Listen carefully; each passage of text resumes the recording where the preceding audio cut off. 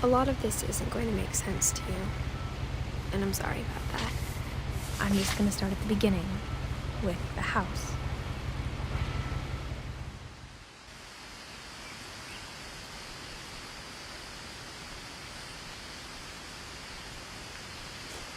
Someone had put up a chain link fence, but it looked like I wasn't the first person to hop it.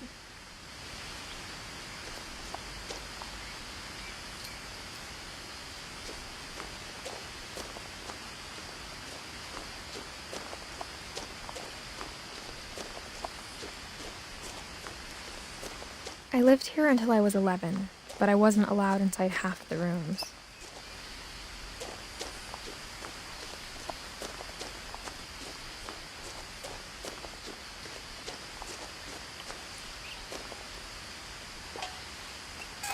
Inside the mailbox were bills from 7 years ago, marked urgent, open immediately.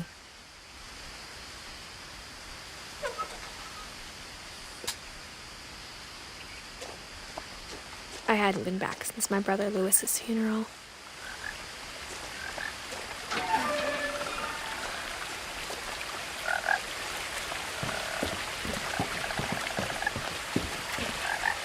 In her will, my mother left me a key but didn't tell me what it unlocked. Maybe she thought I'd know, or she thought that the mystery would be enough to bring me back.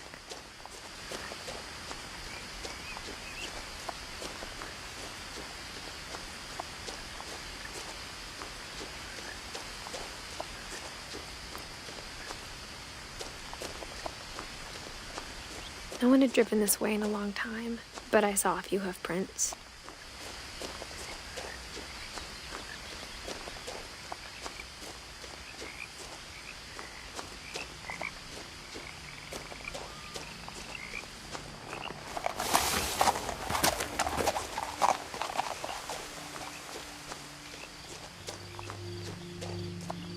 The truth is, even after I inherited the house, I never thought I'd come back to it.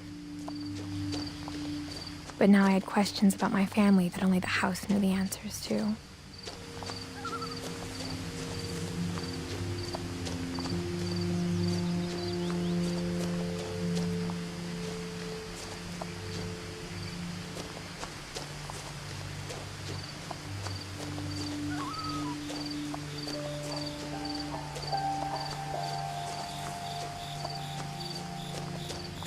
The woods around the house have always been uncomfortably silent. As if they're about to say something, but never do.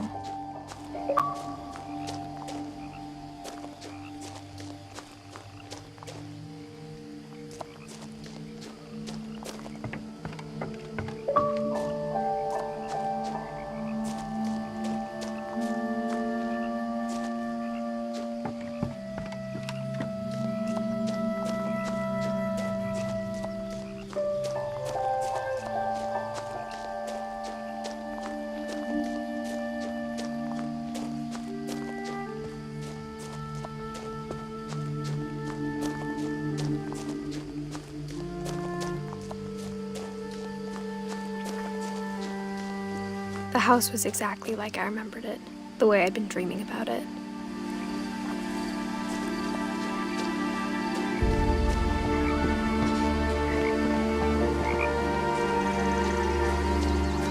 I asked Edie once about the dragon in the pond. She said it had killed her husband.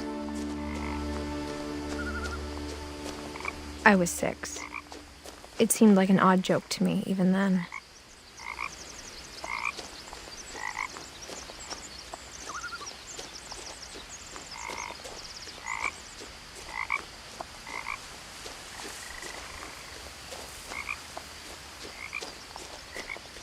As a child, the house made me uncomfortable in a way I couldn't put into words.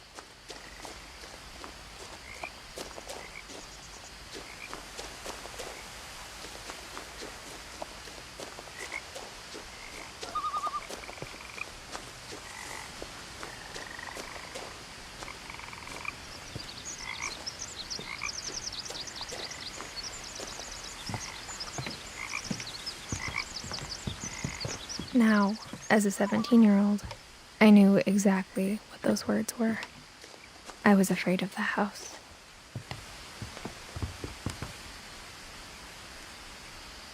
I hoped the key might unlock the front door. It didn't. Looking in, I felt like the house itself had been waiting for me.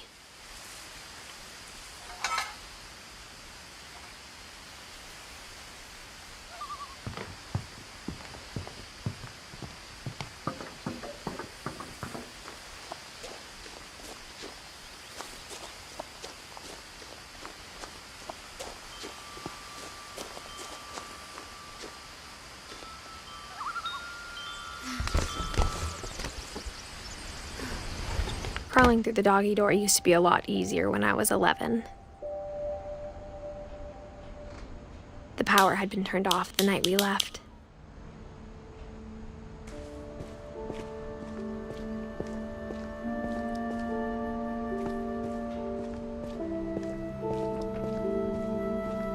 For the first time in years, I felt like I was home. But instead of a family, there were just memories of one.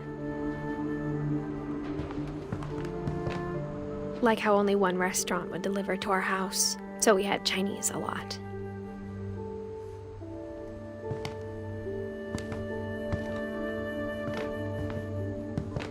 Or how after Louis started working at the cannery, we all got sick of eating salmon. Except our cat, Molly.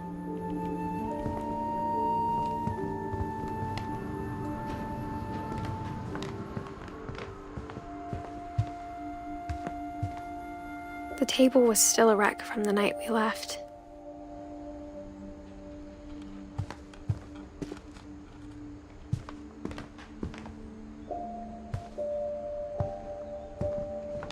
It was like a bomb had gone off, killing everyone but sparing the furniture. My mom was the only one of us who could imagine Great-Grandma Edie living in a nursing home.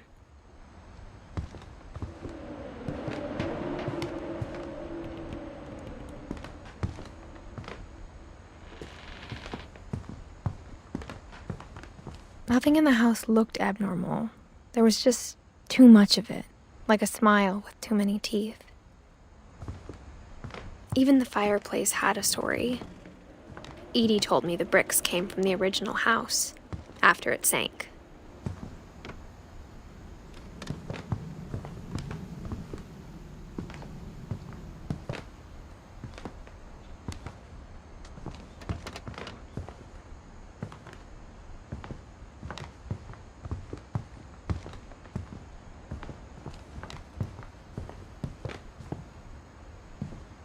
Mom always told me to stay out of the basement, so I wasn't too surprised when the key didn't fit.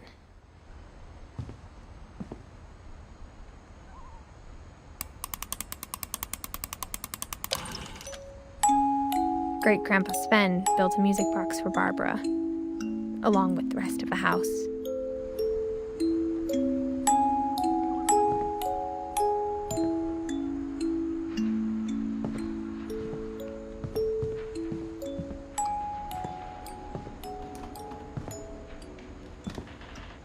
My mom wasn't much of an optimist, but she never stopped believing that my brother Milton was alive.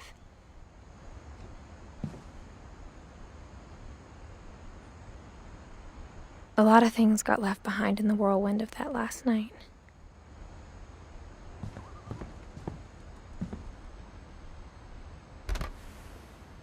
Edie told me once that every Finch who ever lived is buried somewhere in the library.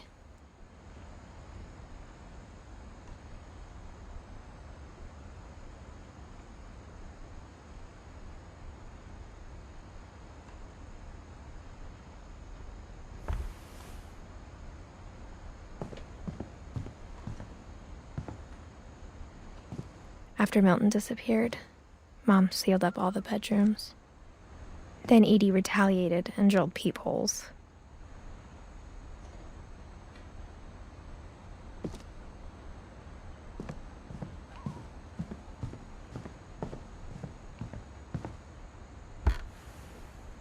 The last time I was in Edith Sr.'s room, I was 10 and she was painting my portrait.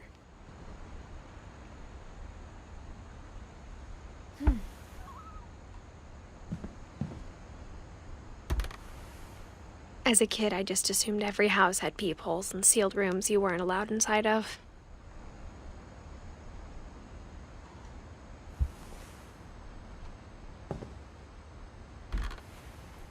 My Grandpa Sam spent 7 years sharing a room with his dead brother, Calvin.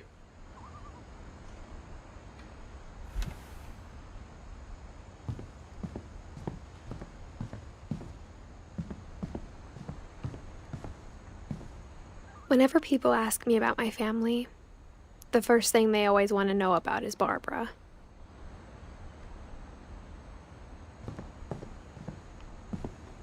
Edie's father, Odin, built the original house.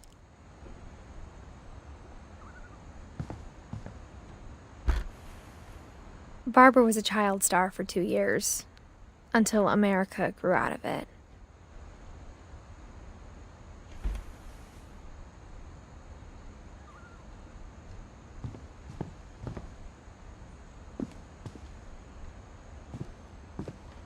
Mom must have locked the third-floor stairs on the night we left.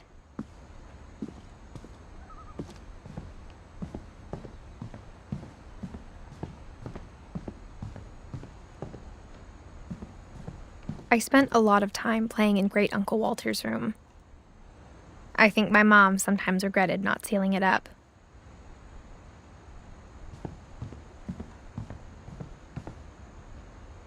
Lewis told me there were secret passages, but I never believed him.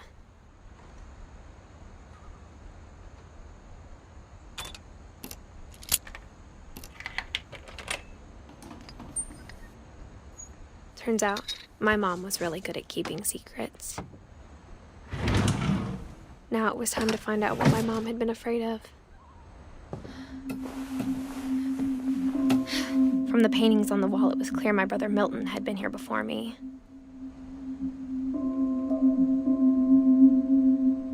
Reading this, maybe it sounds like I had a plan. But I had no idea what was behind that door.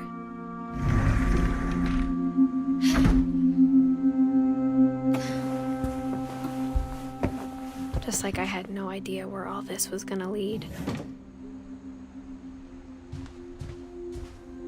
I grew up looking at Molly's room through the peephole. Being inside for the first time, I felt like I'd stepped behind a painting.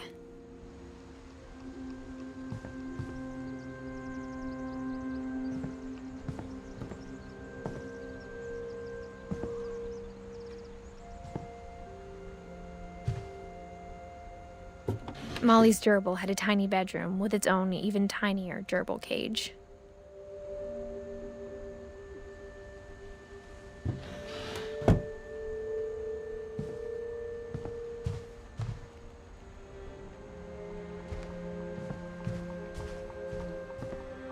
I got the sense Edie had spent a lot of time here before my mom sealed the doors.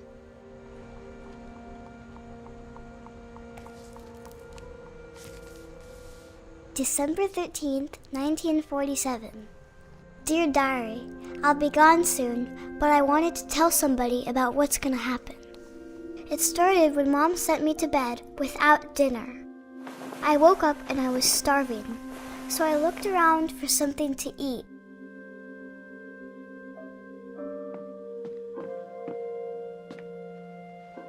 My Halloween candy was all gone.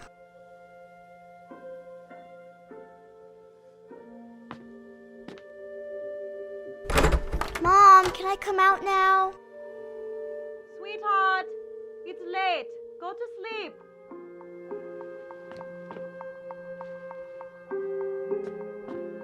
The gerbil food was dry, but I didn't mind it.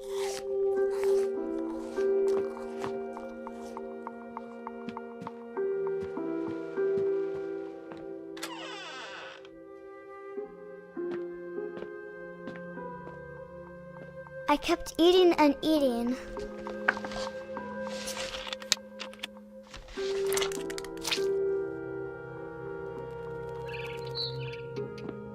I ate a lot of things that night.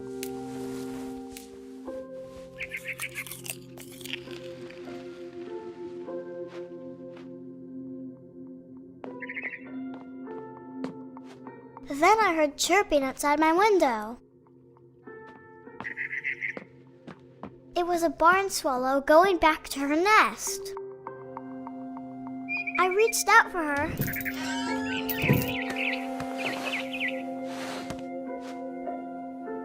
And suddenly, I was a cat.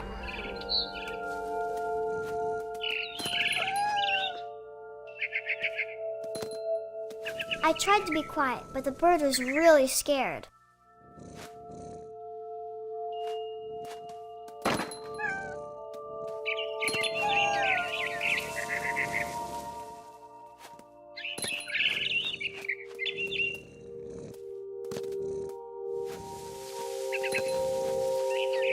Mom and Dad didn't even look at me.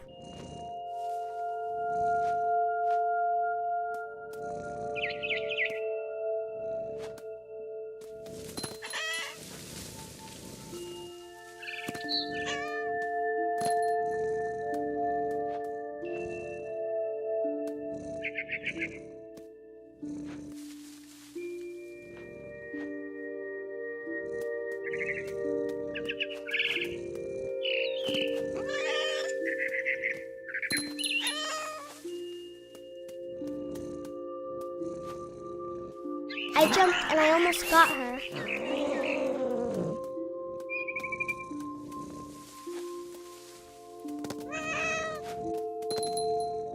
I could tell she was getting really tired. Now I was up in the big tree. I promised Dad I wouldn't climb it anymore. All I cared about was eating that mama bird.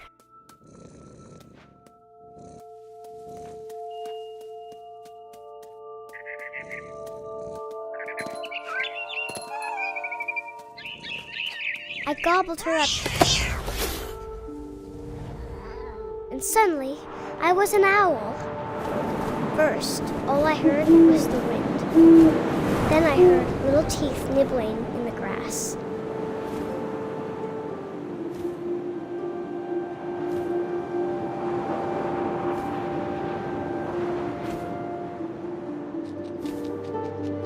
Rabbits.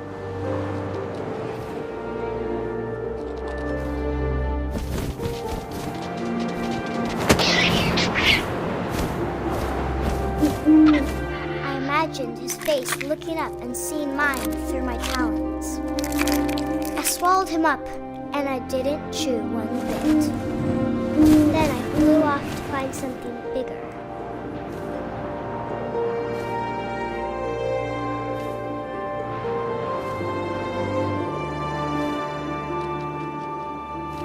A mama rabbit.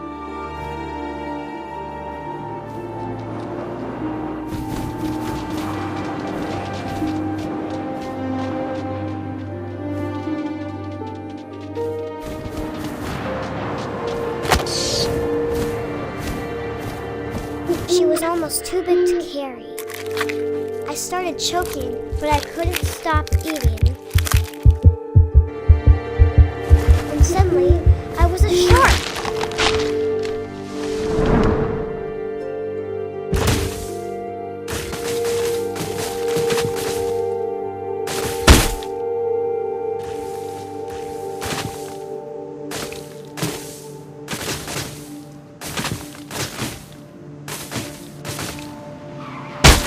I rolled off a cliff and into the ocean. Now, I was hungrier than ever.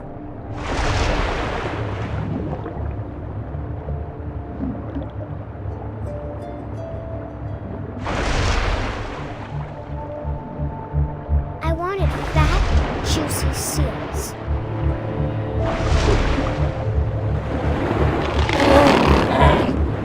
I tore off her flipper, and it tasted really good.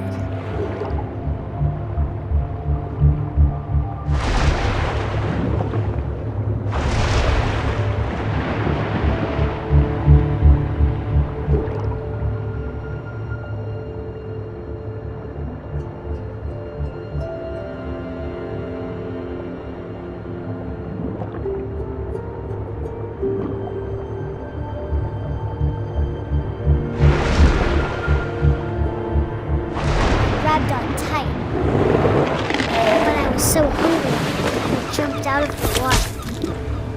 When I opened my eyes, everything had changed.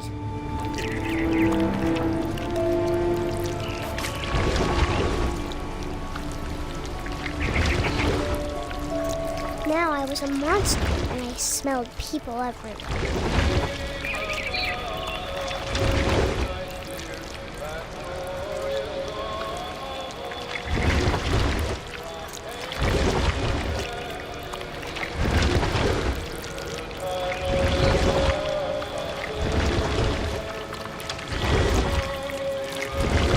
I was big, and I moved real quiet.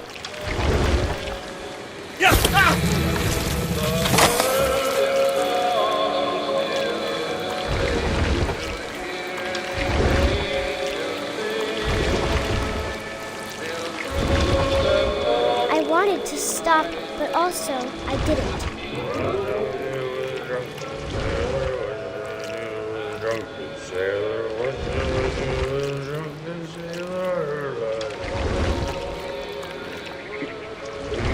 Belly with a rusty razor, his belly with a rusty razor, his belly with a rusty razor.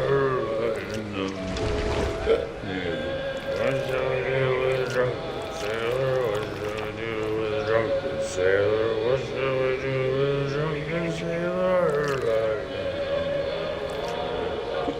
Put him in bed with the captain's daughter, put him in bed with the captain's daughter, put him in bed with what shall we do with a drunken sailor? What shall we do with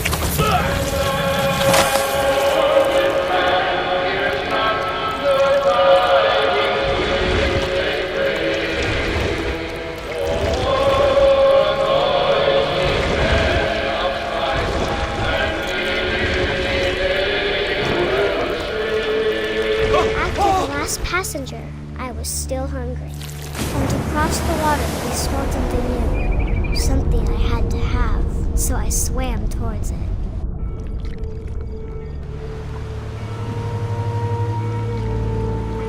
I slithered onto the sand, and the good smell went into an old pipe.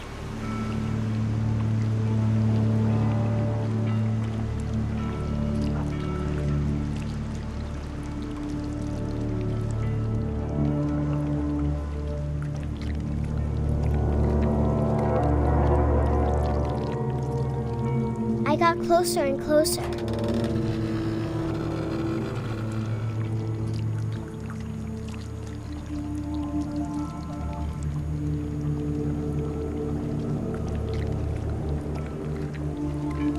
All of my stomach started growling. And suddenly, I was me again. I held my breath for a long time, but I couldn't hear anything. I think it's waiting for me to fall asleep. But it's not going to wait much longer. It needs to feed, and we both know I will be delicious.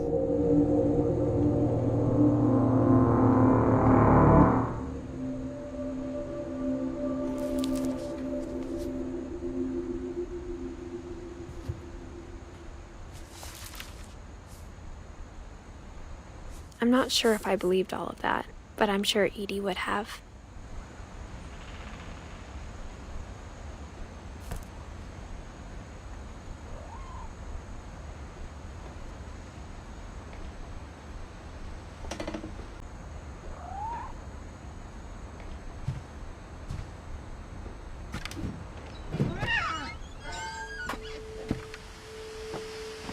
This will be obvious later, but my mom never told me any of these stories.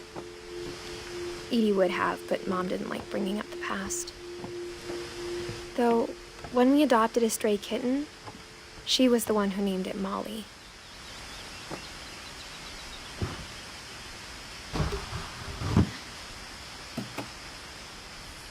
I spent a lot of time in Great-Grandma Edie's room. We got along, and it was a good place to hide from my mom.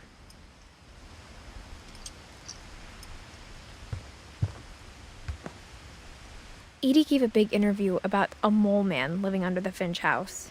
My mom was furious.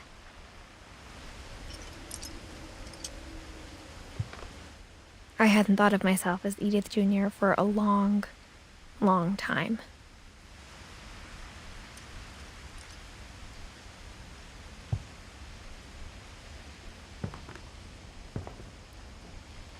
When Edie told people Sven was killed by a dragon, she could also have said he was building a dragon-shaped slide that collapsed. She could have, but she didn't.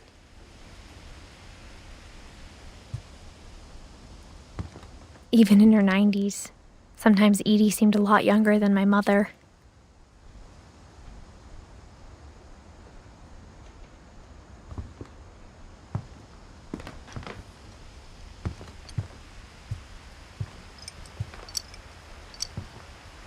Edie knit me a new pair of gloves every year, just in time to replace the old ones.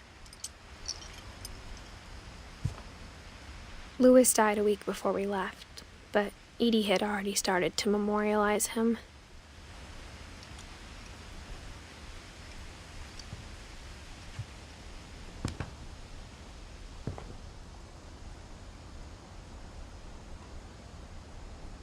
Her room was like a museum.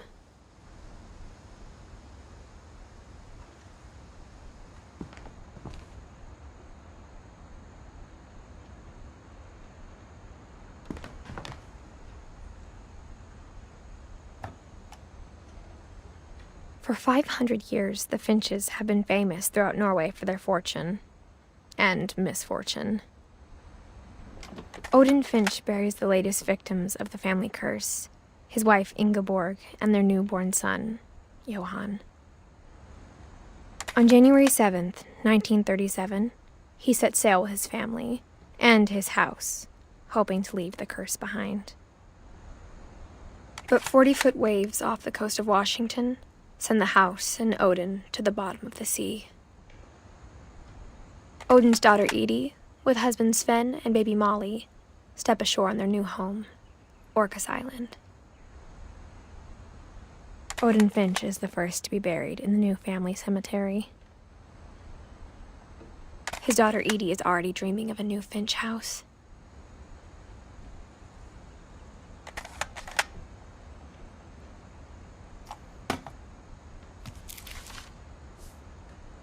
Whatever's wrong with this family, it goes back a long ways.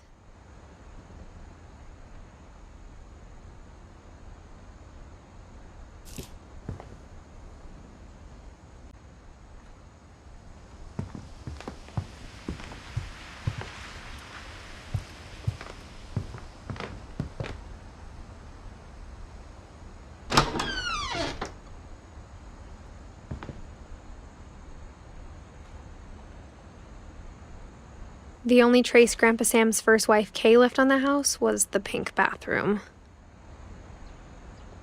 It was a pretty big trace.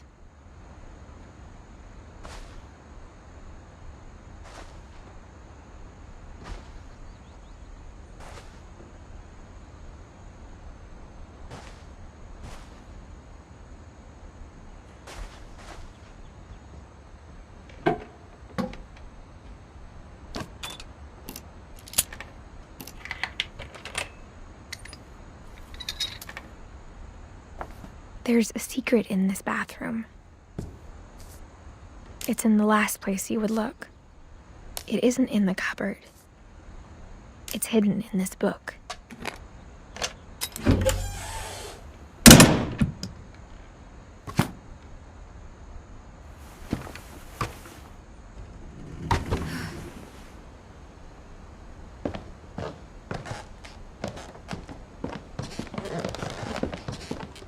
From the paintings on the wall, it was clear my brother Milton had been here before me.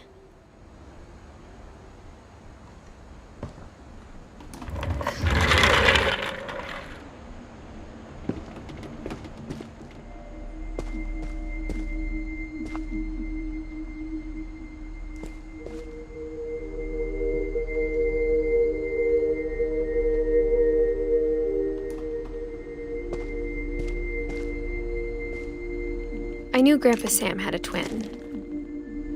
and that he never talked about him. I guess my grandpa didn't like history any more than my mom did.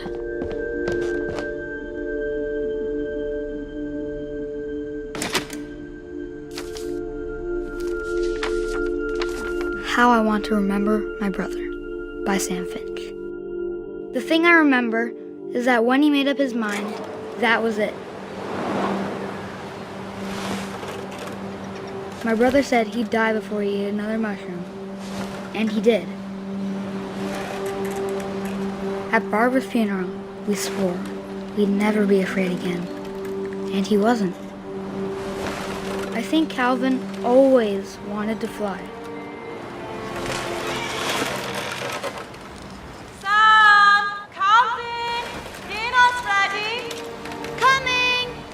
But that day, he finally made up his mind to do it. I told him going around was impossible. Maybe if I hadn't said that.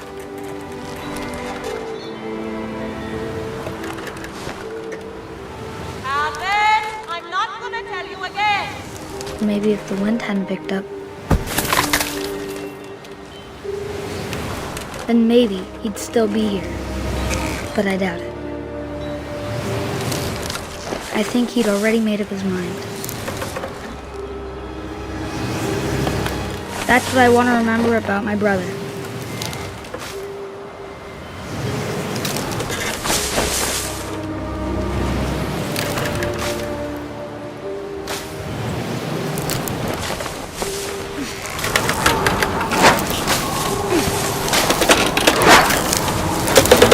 The day he made up his mind to fly.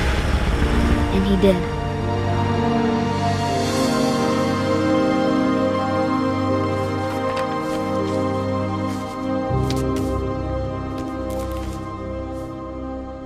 Calvin's story felt strangely familiar.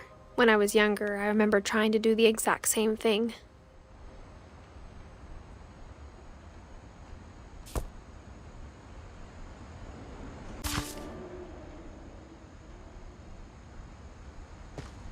After the funeral, Edie roped off Calvin's half of the room.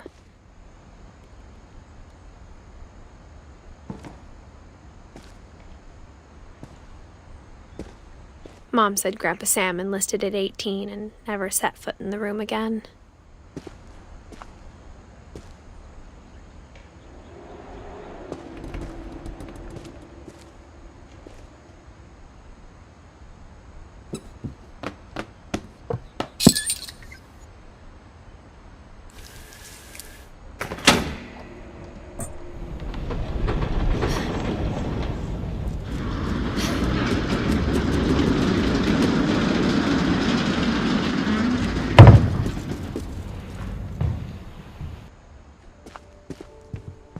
The passages were a pretty tight fit.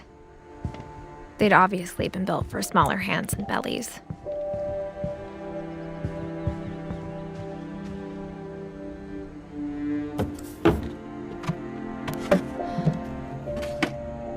Growing up, I always thought of Barbara as a child star.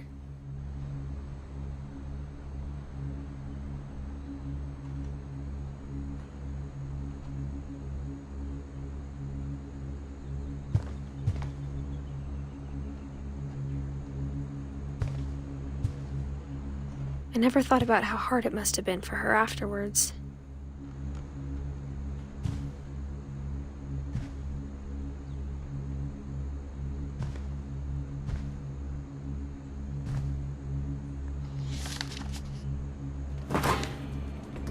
Of all the stories people wrote about Barbara's death, I'm surprised Edie saved this one.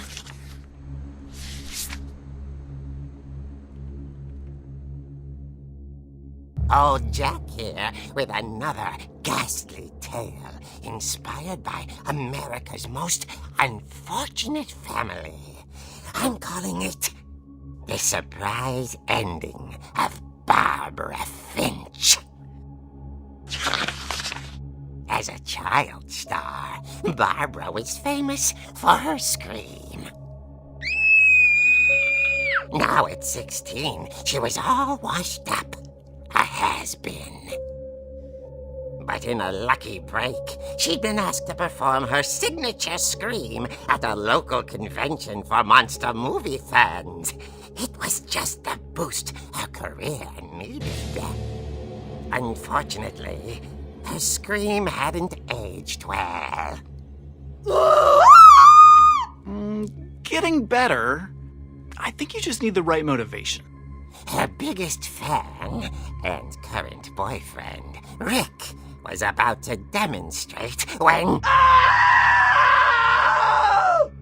Now that was a great scream. It was Barbara's father, Sven.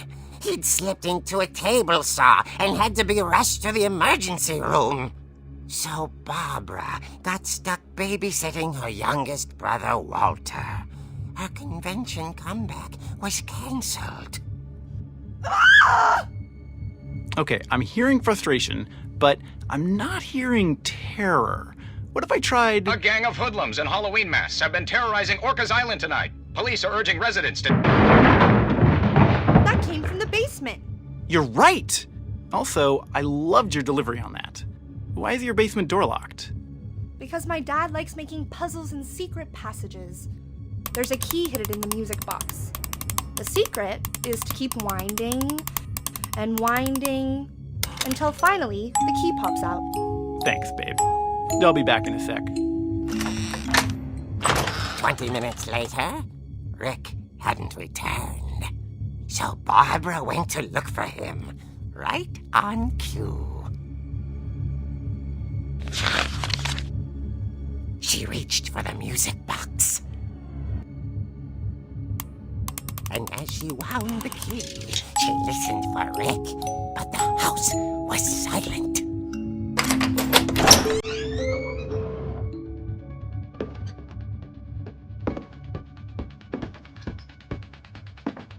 She found Rick's crutch and imagined the worst.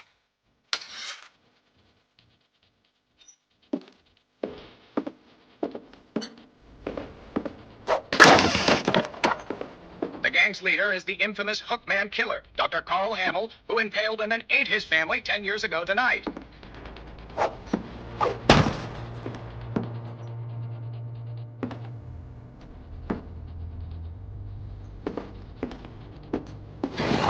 Finch rattled and grew still.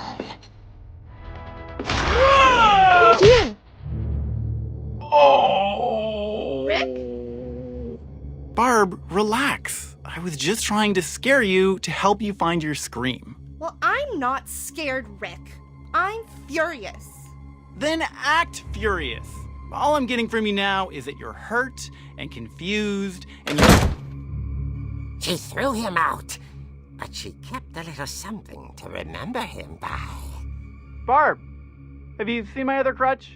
And she was still holding it when she fell asleep watching the late picture show. Hours later... Barbara! Walter, what's going on up there? Ah! Okay, I'm coming up, but if this is a trick, you're dead, Walter.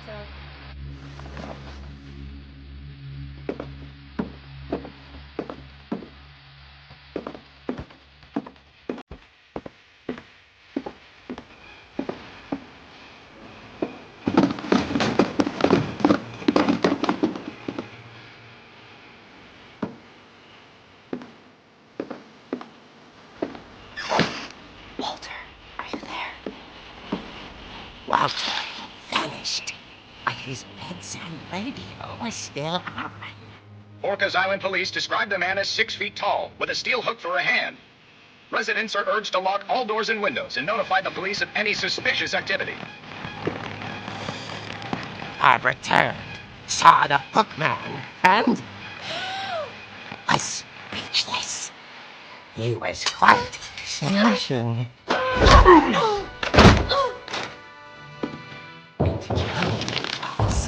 He couldn't get enough of Barbara. Okay, Barbara, there's got... Not. She played her part beautifully.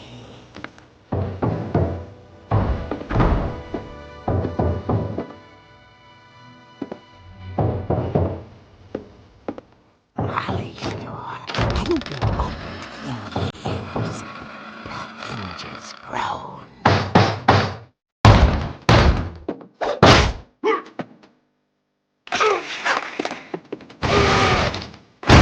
He wasn't moving, but she sensed the story might not be over yet.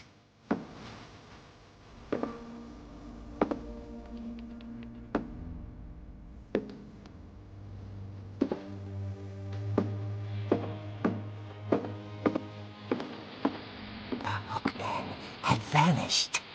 She listened for his breathing, but all she heard was...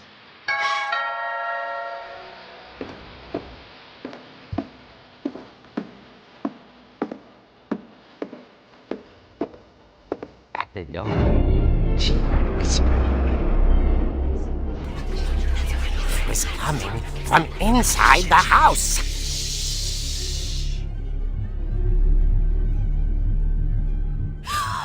Oh dear. The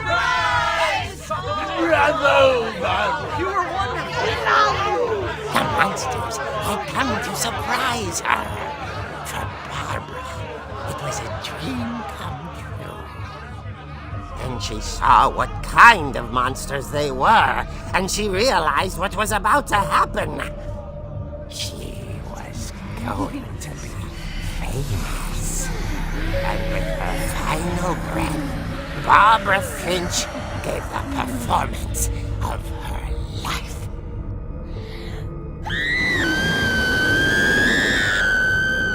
I wasn't there myself, but I hear Barbara was magnificent. Poor girl. She had a taste for stardom. But unfortunately, so did her fans. Of course, the police blamed it all on poor Rick, who disappeared the same night. And little Walter? Hiding under his bed the whole time. He took it all pretty hard, but that's another story. As for Barbara, tucked inside the music box was all they ever found of her. Her ear. Now that's what I call a real eerie tale.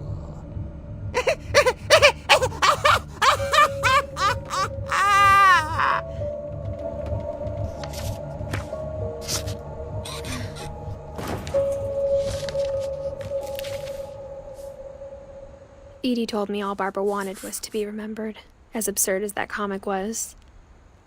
Maybe what Edie saw was a happy ending.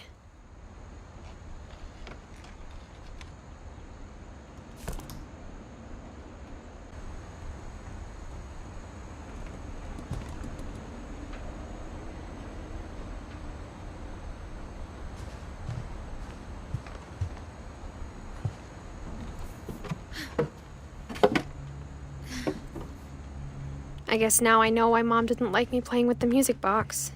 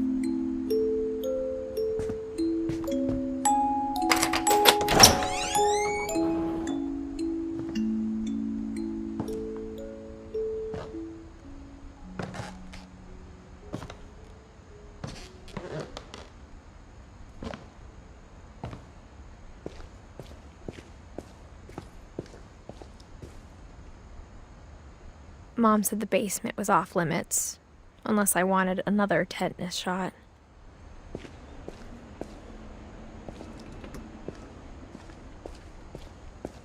I saw Edie sneak down to the basement once, carrying packages.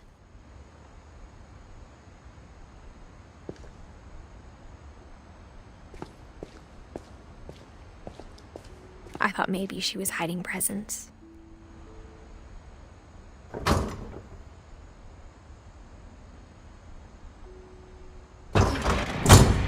It turned out she was hiding a lot more than that.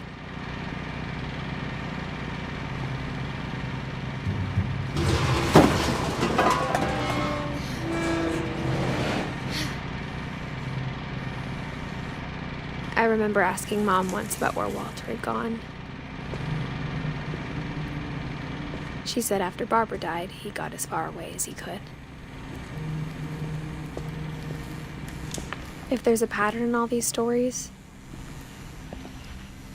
I think it's that none of us has gotten very far.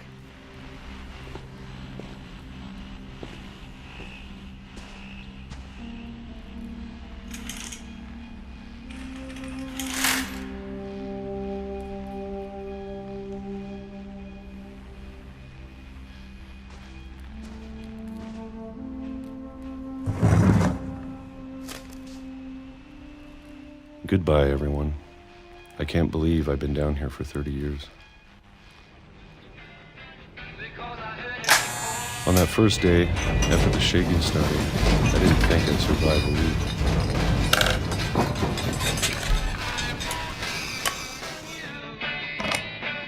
But after a few days, I settled into a routine. That's what kept me sane. Having a schedule, living for today.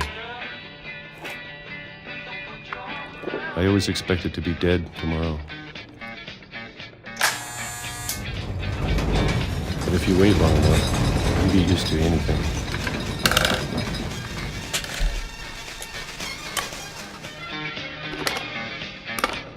Even a monster on the other side of the door starts to feel normal. Almost friendly.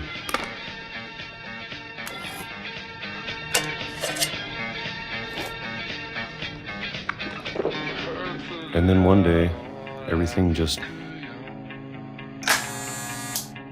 stopped. Whatever that thing was, it was gone. Maybe it got tired of waiting.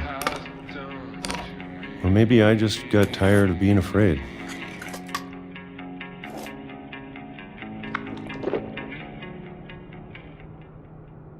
It's been a week now, the longest in 30 years. I'm done waiting. I have to leave while I still can.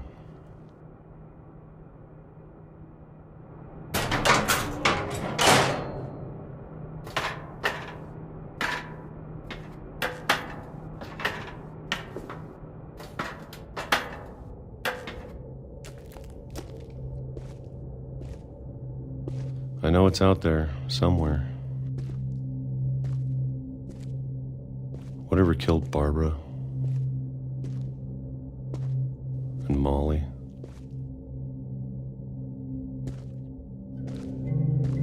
and Calvin. Maybe this is all a mistake. But I need to stop living the same day, even if it kills me.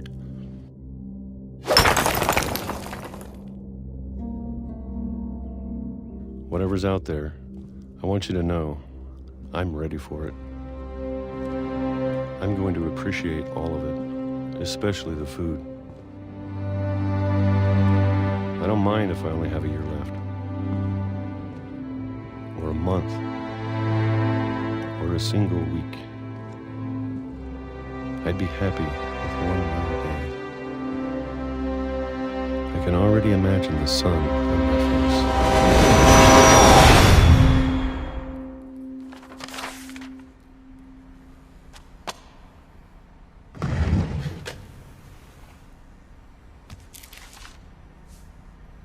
Walter died when I was 6. I can't believe my mom never told me he was down here.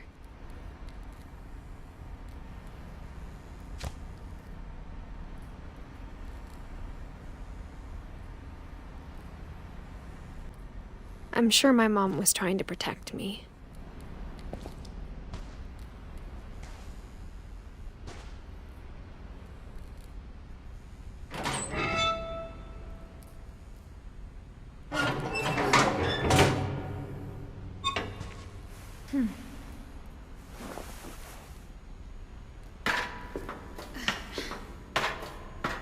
Maybe she was afraid I'd end up like Walter.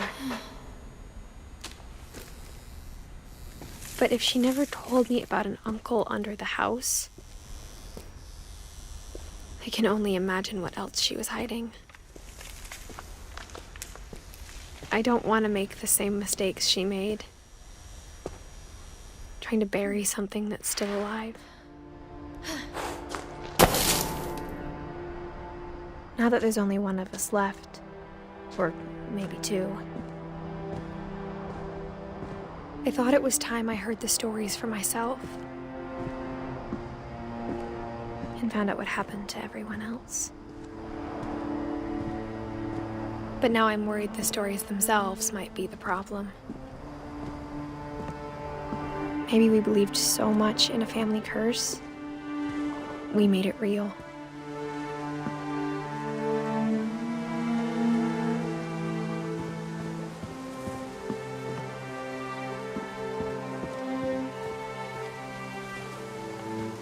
I don't know if I should even be writing this.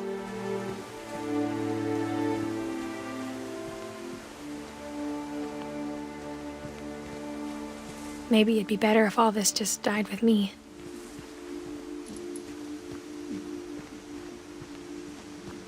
But I thought you should know about your family.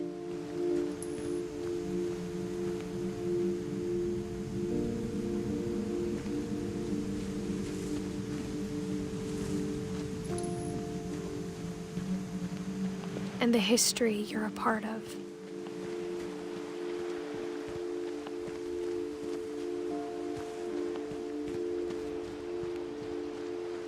Though to be honest, I feel as lost as you probably do right now. I think the people in these stories believed them, for what that's worth.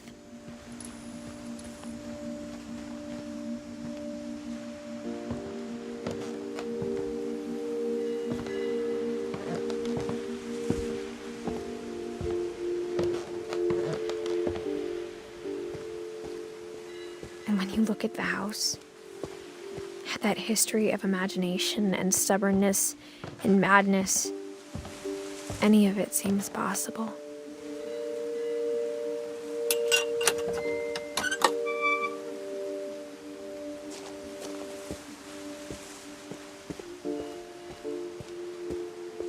I think we've been surrounded by death for so long, we've just gotten used to it.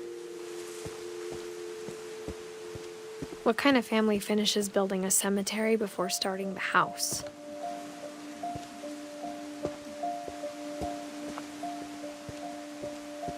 It's embarrassing for me to admit this, but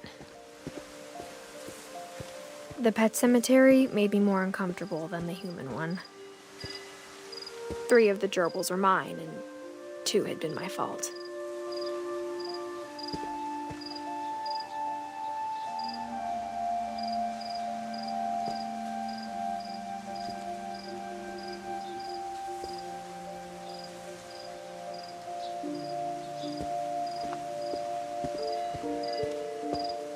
Sven built the house, but it was Edie who designed the cemetery.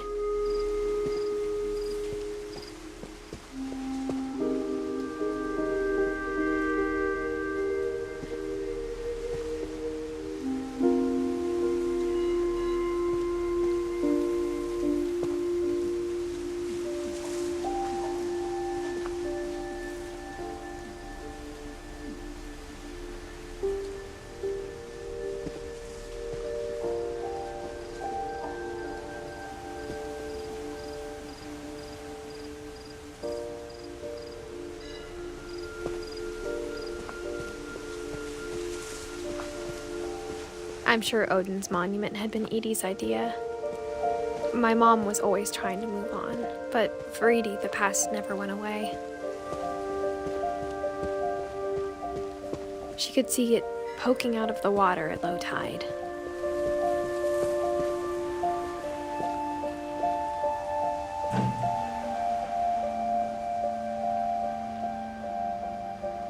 Edie said she dreamed about the old house every night.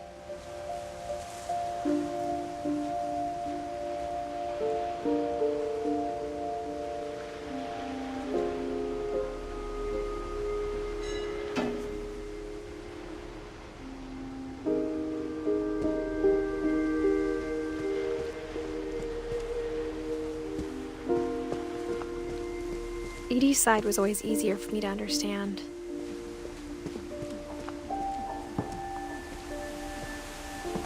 But the older I get, the more I can see where my mom was coming from. Her dad had been pretty strict, but it wasn't enough to save her brothers. She was just trying to do better.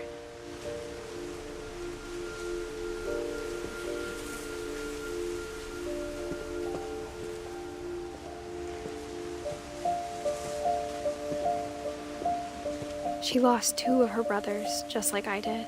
I get why she tried so hard to protect us. We never found Milton's body, so my mom insisted we were putting up a monument, not a tombstone.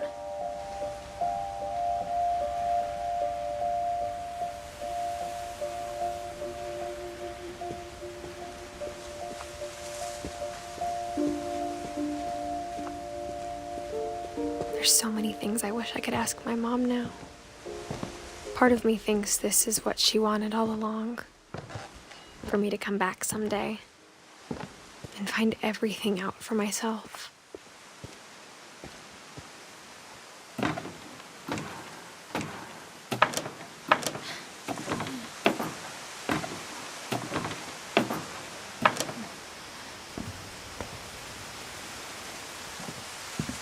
But looking back on it now,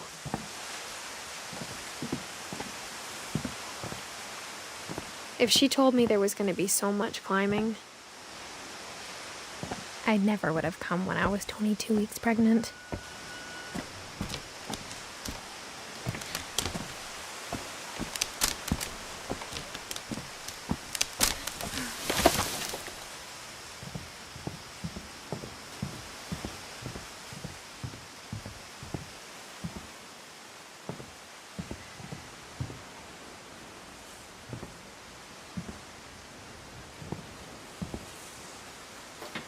I never met Grandpa Sam, but I think he and my mom had a lot in common.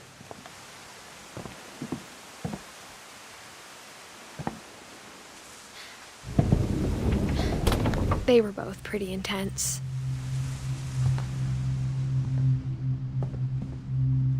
Instead of hiding from death, Sam seemed to go out of his way to meet it.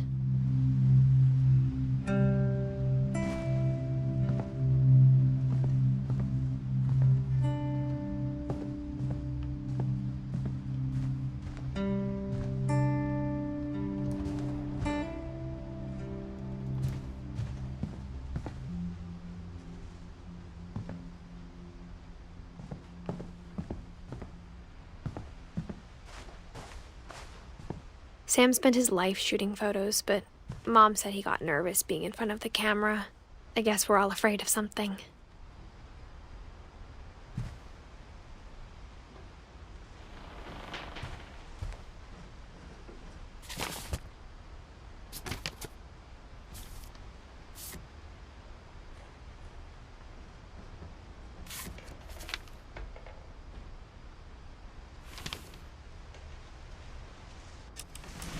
Dawn, I promise, you'll never forget this weekend. Yes, sir. These memories are gonna last a lifetime. What? Am I gonna have to shoot anything? It's a hunting trip, Dawn. Shooting is strongly encouraged. Perfect. It's gonna rain the whole weekend, isn't it?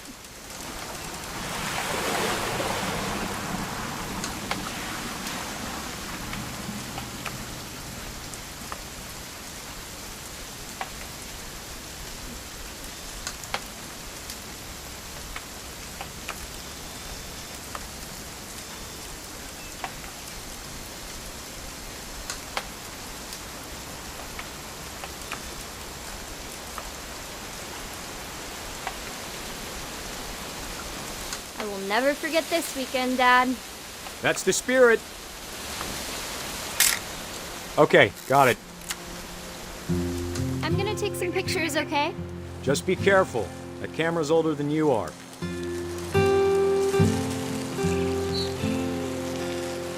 Definitely should not have drunk all that coffee. You're Hey! That's a keeper. I'm just saying, I'm not always gonna be here, Don. You'll need to remember this stuff, if you want to survive. I'll be fine, Dad. You know who else thought he was gonna be fine? Some guy who died. Don, I'm being serious. I know, Dad. You're always serious. Doesn't being out here make you want to chill out? Well, to tell you the truth, I haven't been out here in 20 years.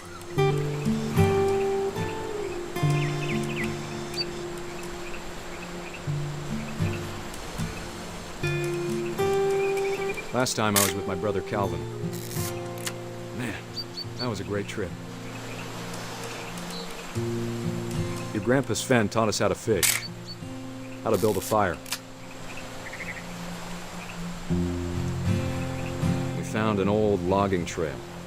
There were deer everywhere. Dad! Good eyes, Don.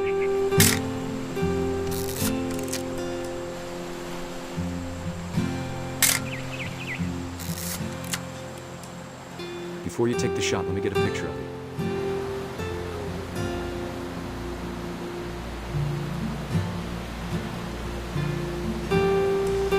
Dad, I... Just breathe. Turn off your imagination. Focus on your target. Let me get behind you. Do I have to do this? Don, you don't have to do anything. But if you want to survive, you'll need to be strong. Great shot, Don!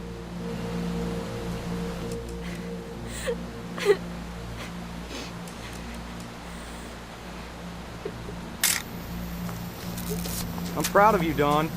Always remember that, okay? Dad, it's twitching. I think That's it's totally normal, Don. Just focus on the camera. Try not to think about... Dad!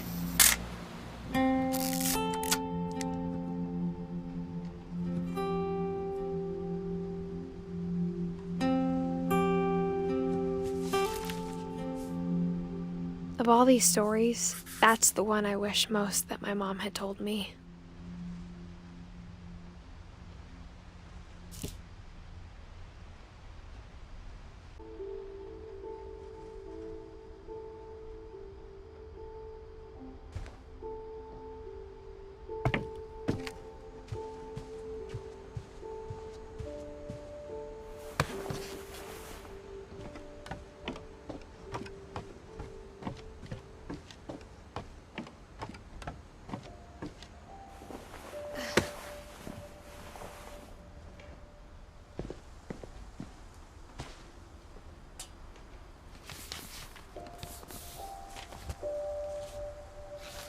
Dear Kay, do you remember the way Gregory used to laugh when he thought he was alone?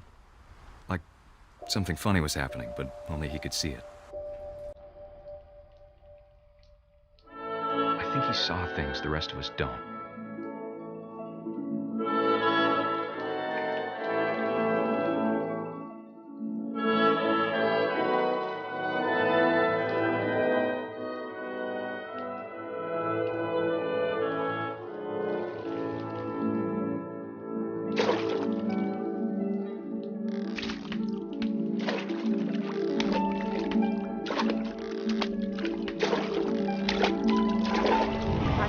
Gregory, it's time to...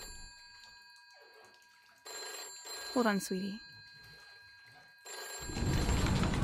Hello? Sam, I told you I don't want to talk right now. I wonder what he saw. What his world was like.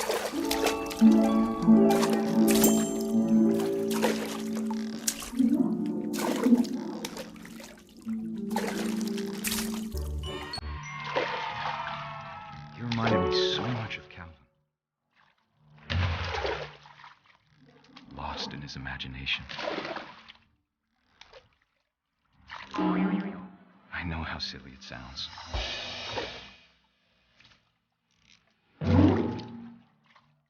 That I worried about a baby being too happy. But I could feel him slipping away. Sorry about that, Gregory. I know you did everything you could. Maybe if I hadn't called that night. Damn it. I wish he could have told us. No, I don't want that. About the world he saw.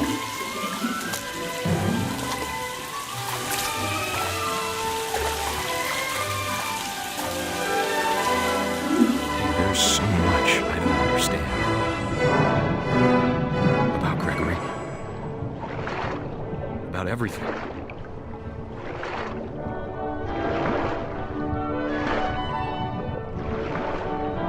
But I know what happened wasn't your fault.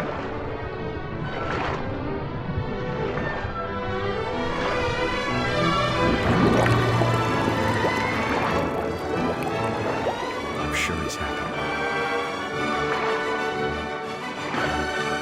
And he'd want you to be happy too. Good luck, Kay.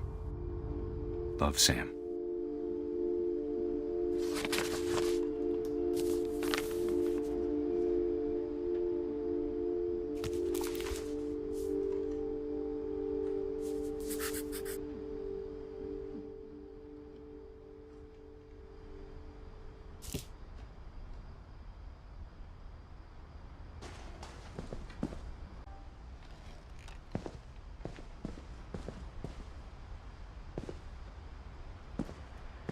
I can't imagine my mom ever writing poetry, and yet...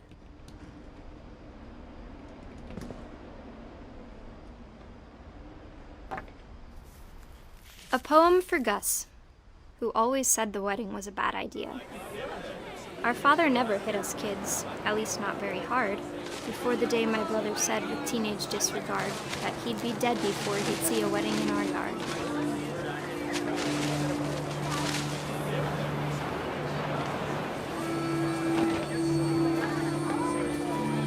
My father made him come, of course, but Gus stood far apart, just flew his kite and bottled up the storm inside his heart.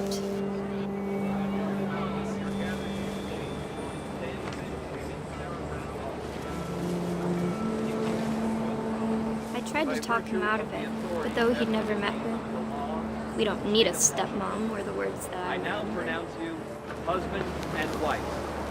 You may kiss the bride.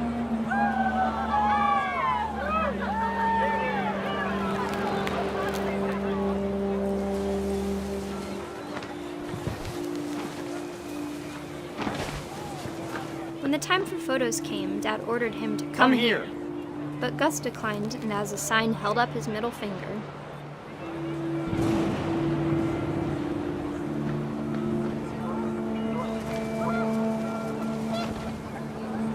The wind picked up, and panicked geese appeared and quickly went.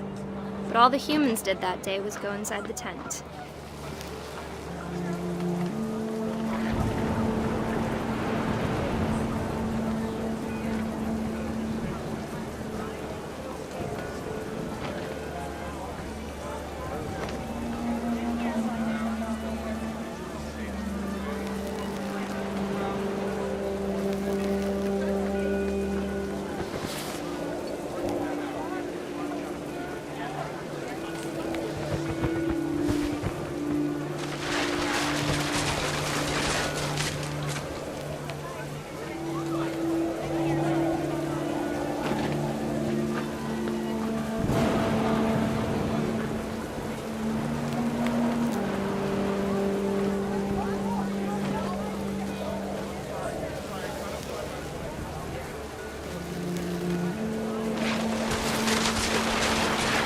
Rain came down in buckets then, but no one seemed afraid that nature might destroy the tent our dad had crudely made.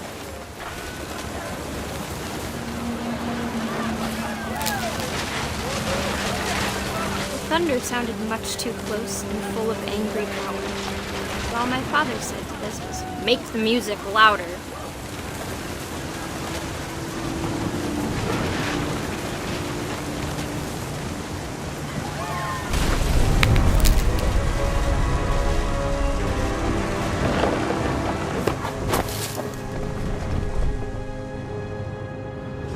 I wish that I could truly say I thought about you on that day.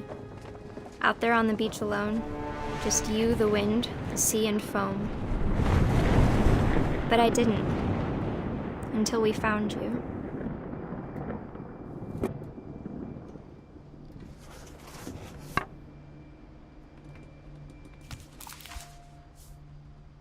She never talked about him, but Mom told me once if I was a boy, they were going to name me Gus.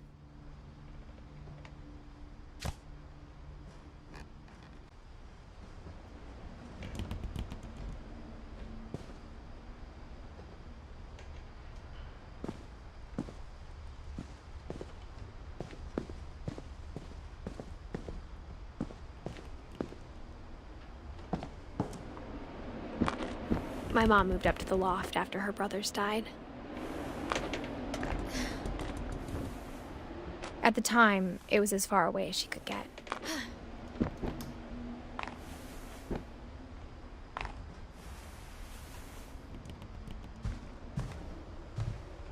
Religion was another thing my mom never talked about, but I think it helped her a lot after her dad died.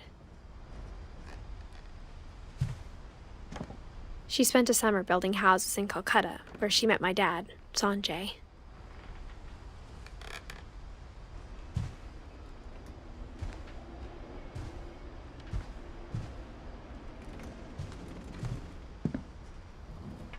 My mom moved to India a week after graduation and got a job teaching English.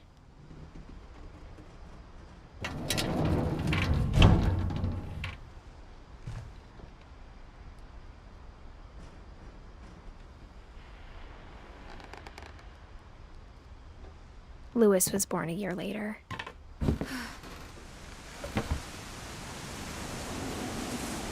When my dad died, I don't think Mom knew where else to go. I'm sure Edie was happy to have her back.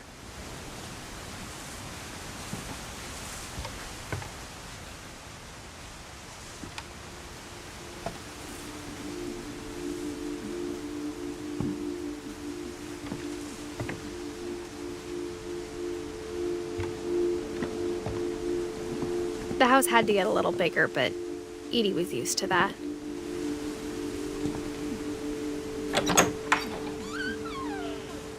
And for a while, things were good, almost normal. But it didn't last.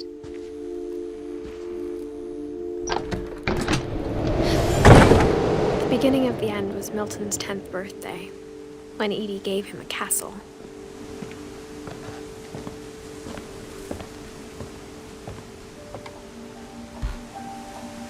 After Milton disappeared, the only thing he left behind was a room full of paintings.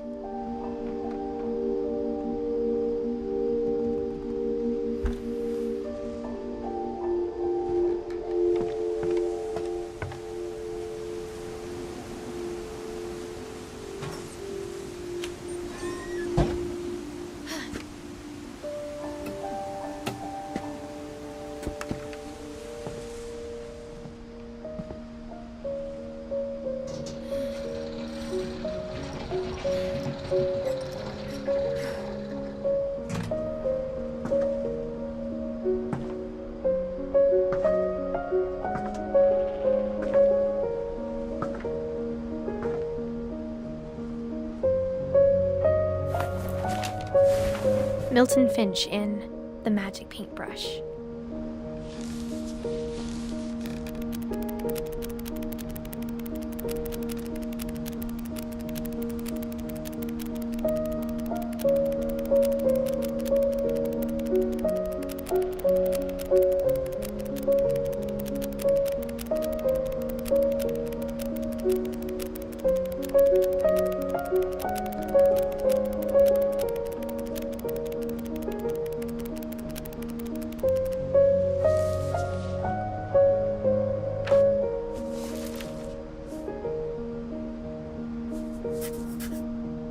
I was 4 when Milton disappeared.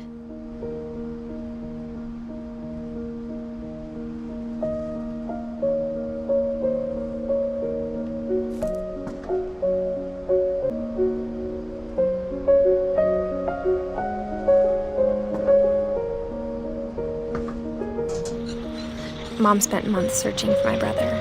Then she sealed the doors.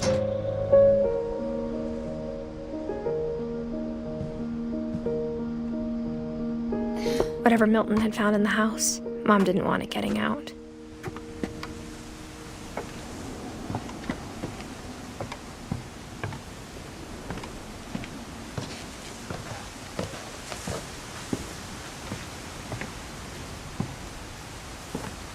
Mom definitely blamed Edie, but I think Louis blamed himself.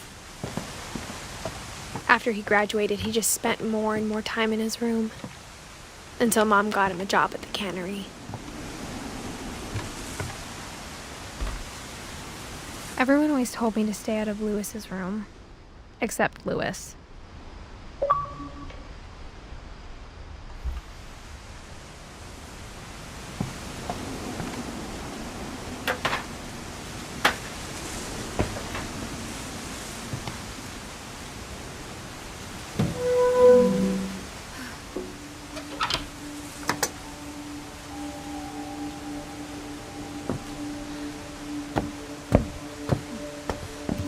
Louis's room smelled very, very familiar. That part of him lived on. Louis and I spent a lot of time playing games together, but he was surprisingly bad at them. He died a lot.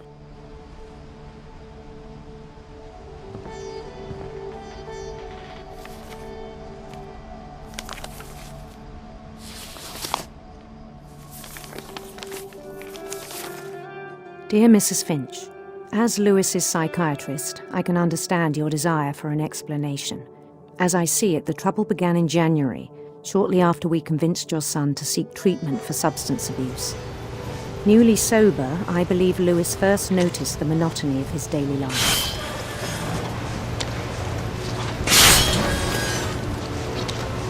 He kept working at the cannery, but he withdrew part of himself. In our sessions, I saw the same behavior. His mind began to wander. I asked him to describe it. He said he started small, imagining a labyrinth. He'd feel his way about. Then something moved. Bats and toads. And things that had not names. He knew it was all in his head.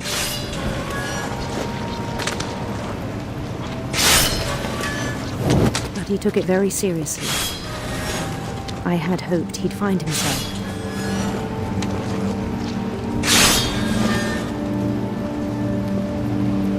But he found something more. I worried about him then. Daydreaming at the cannery. I spoke with his boss. But he said Louis had become a model employee. Methodical, tireless, focused. Like a whole new Louis. So I let him go on.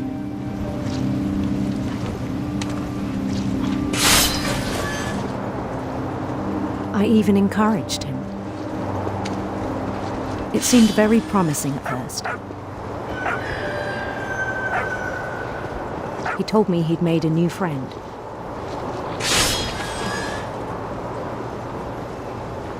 On the edge of a city he named Louis Topia. He built the city up slowly, brick by brick. Then he made musicians.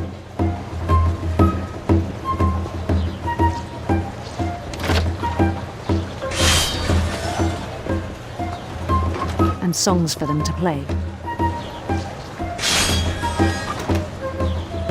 He talked about starting a band. And he was always humming something. Every day his imagination grew stronger.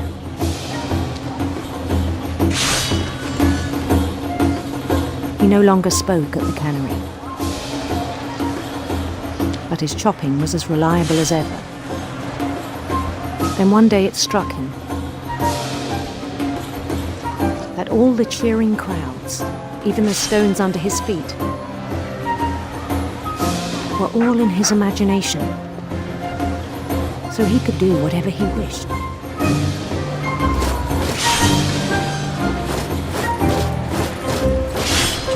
He held an election for mayor, and he won.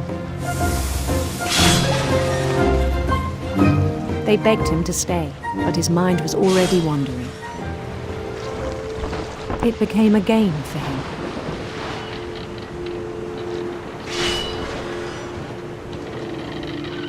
He'd conquer a city, then immediately push on. New Louisville. St. Louis. He started drifting away from our reality.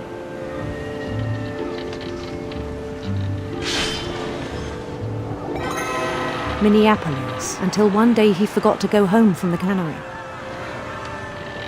Even as his mother pleaded with him, part of Louis kept sailing on.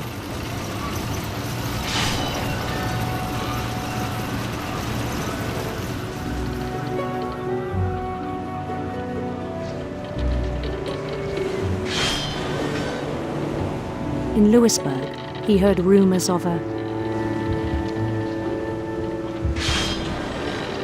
beautiful prince.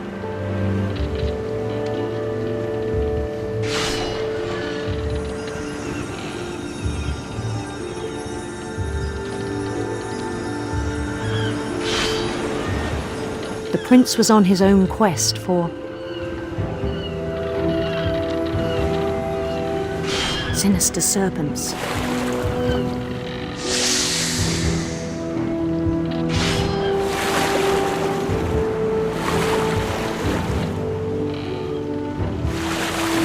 He followed the sound of his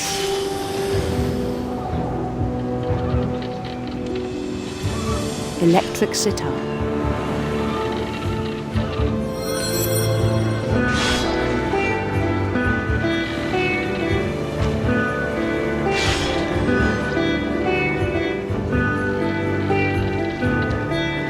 His chase led him to a golden palace east of the sun and west of the moon. Even then, his logic remained sound. He knew the world was all in his imagination.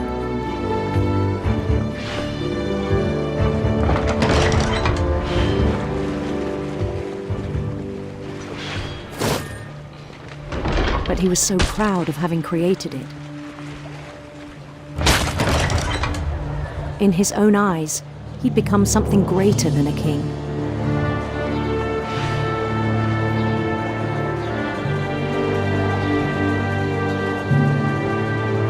For someone who'd never known success in the real world, I think it was overwhelming. And then it struck him that the real Louis was not the one chopping salmon, but the one climbing the steps of a golden palace.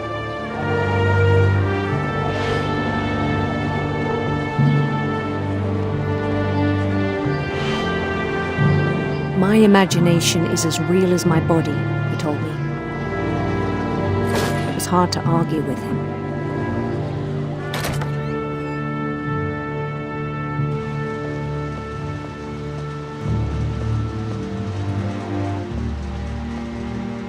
We began to forget the world we know.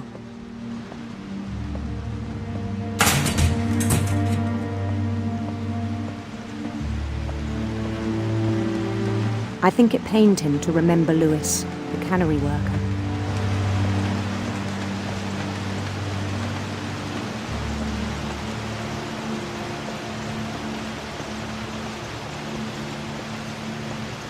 He began to despise the man with a royal contempt.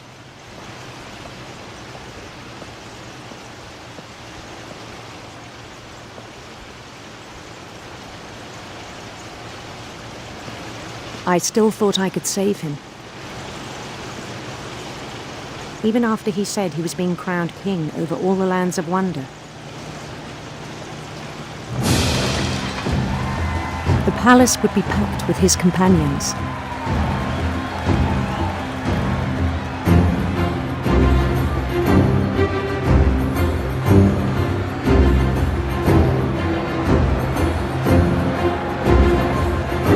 including the wise Calico who'd insisted on advising him.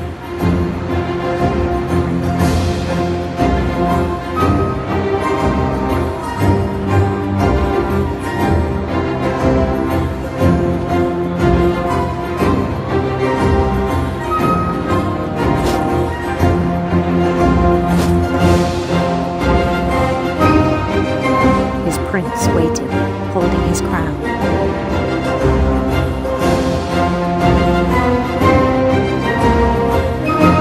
There was only one thing left to do.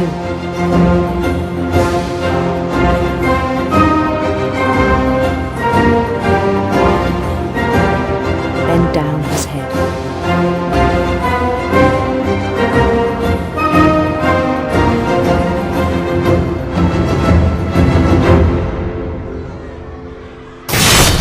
And the rest I think you know. Mrs. Finch, your son was a kind man who will be missed by all of us who knew him.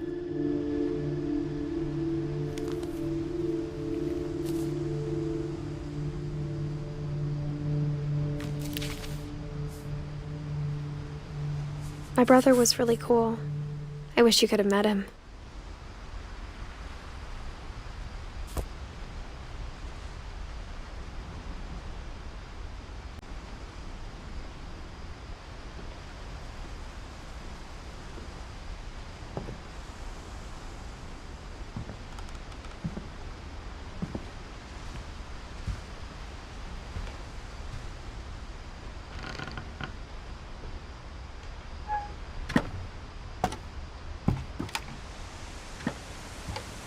On the way back from Lewis's funeral, my mom told me to start packing. She waited until the day before we left to tell Edie. I'm not sure if she wanted to make it easier or harder.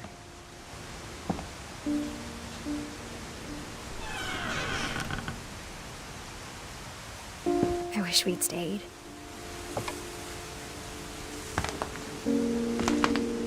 But I understand why we left. My mom ended up leaving everything behind.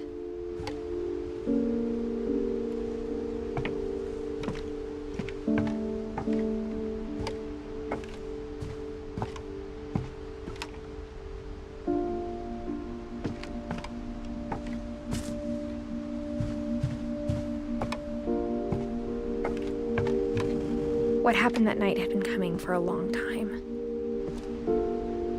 Maybe it should have come sooner.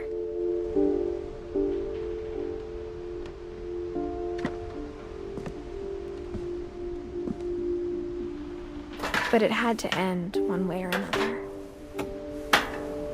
All that's left now is to tell you about that last night.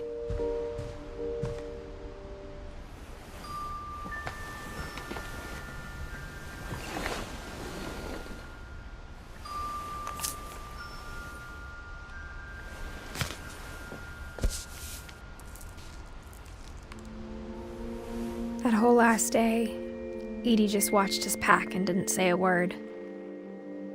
Until supper, when she raised her glass and said, "To our final night together, and all our final nights apart." Grandma, you know what I said about alcohol. Some of your medications are very Edith, specific. I left a present for you in the hallway. Why don't you go open it? The grown-ups have to argue now. I'm sorry, you're right. We're all leaving tomorrow. Let's just enjoy our last... I'm not leaving. Edith, you're excused.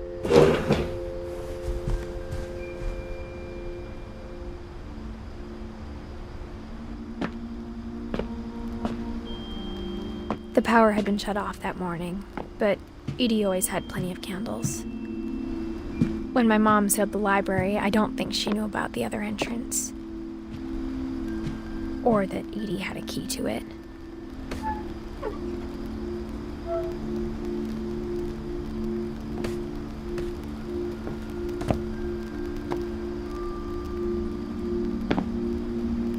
That thing you're afraid of isn't going to end when you leave the house.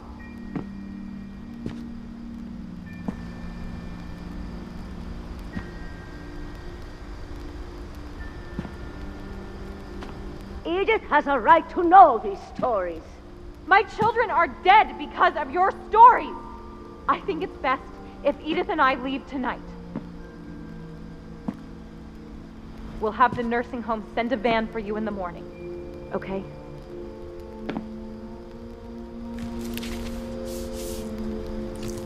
Dear Edith, there's so many stories I wish I could tell you, but there's only time for one. This is about what happened on the night you were born. That night, the tide went way, way out. It was the first and last time I ever saw the old house aground.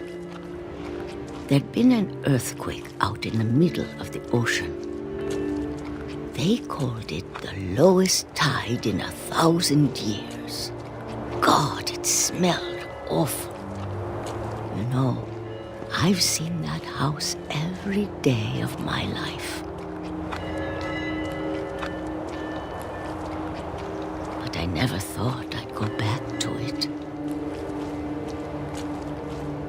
When the fog rolled in, I lost my way.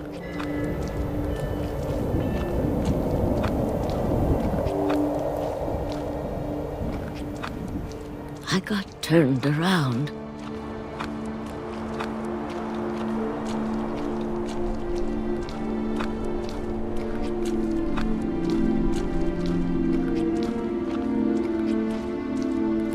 I started seeing things.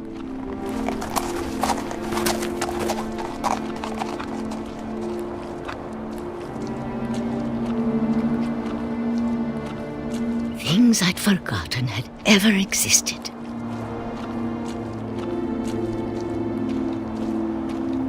But when I saw them, they felt like old friends. That night, a lot of things came back to me. Or maybe I came back to them.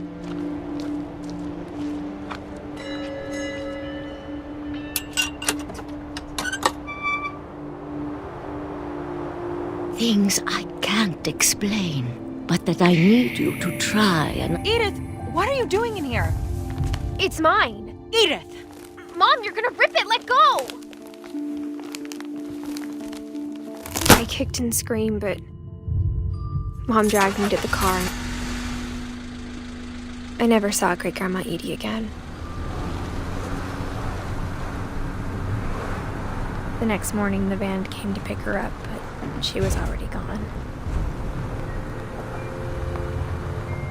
After that, we moved around a lot.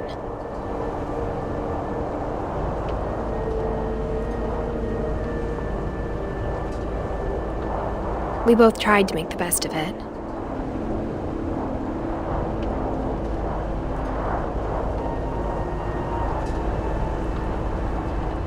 A few years went by.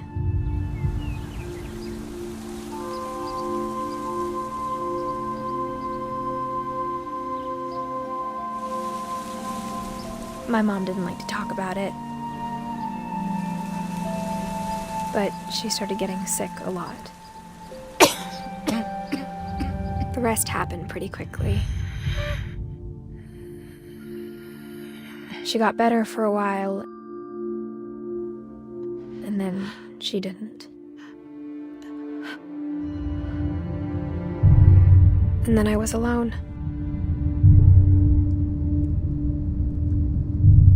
The last Finch left alive.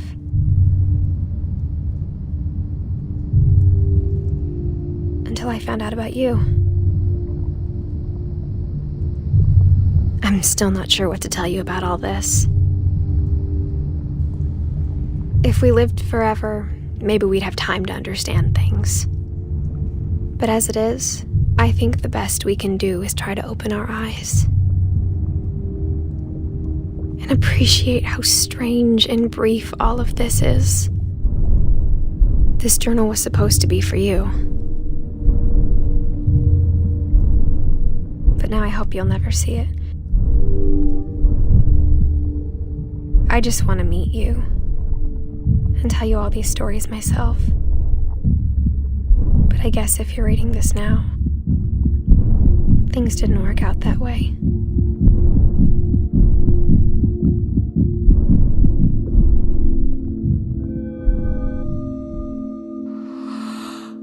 This is where your story begins. I'm sorry I won't be there to see it. It's a lot to ask, but I don't want you to be sad that I'm gone. I want you to be amazed that any of us ever had a chance to be here at all. Good luck.